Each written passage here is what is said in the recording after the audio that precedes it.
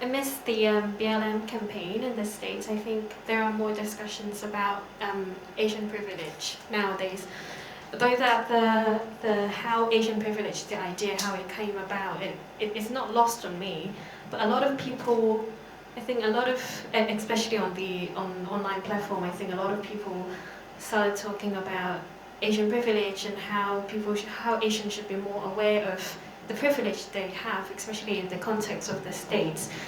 I'm just really interested to see what's your take on it, or what do you say to people who try to start conversations about Asian privilege, because I think that sometimes people don't really understand how Asian privilege, the idea, came about. For example, the model citizen, Yeah. or and how it and I think that especially in the context in the UK where I've lived for a few years, I think people sometimes fail to recognise that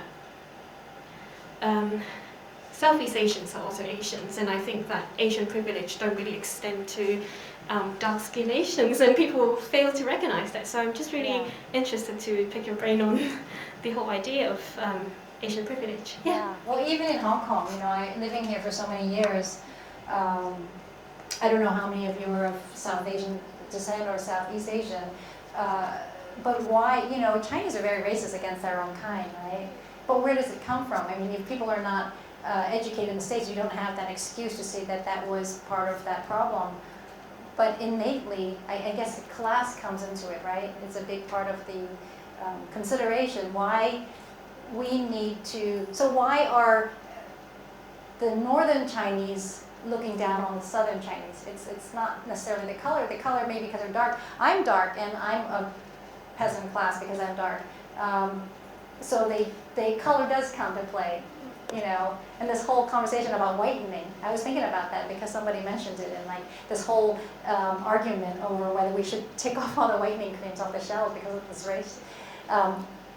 Is that blown out of proportion, or are we really privileged to not think about what it's framed around, like the implications of why we're in our space? And of course Chinese is going to say, yeah, we worked hard, but they're not understanding how is it that they didn't even have a chance to work hard.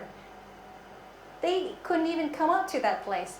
They were deprived of schooling, of supplies, of a decent education, and you can't blame someone if the structure was pitted against them from before. And again, it goes back to understanding other people's histories, and I think we all are ignorant of that and guilty of that to some sense. So again, talking about it, I don't know how to answer that question. I think is that just we need to be more sensitive to our privileges. I recognize my privilege, like when I do my documentary, that I'm able to ask questions like, why were you not happy with where your situation was? Or, of course, I can ask that, but you don't think about the context of why that person didn't have that privilege.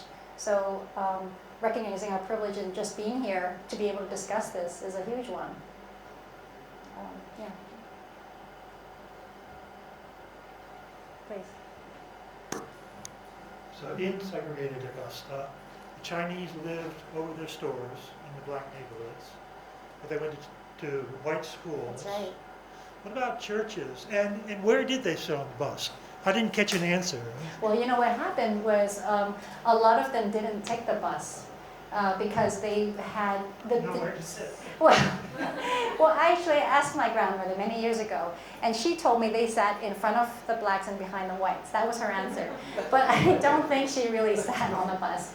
The Maxine story, he mentions that they were kind of chauffeured from school to their store. They never walked around the neighborhood.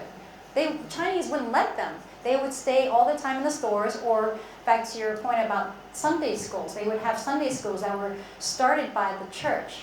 And so the First Baptist Church were very instrumental in allowing the Chinese in Augusta to go to white schools.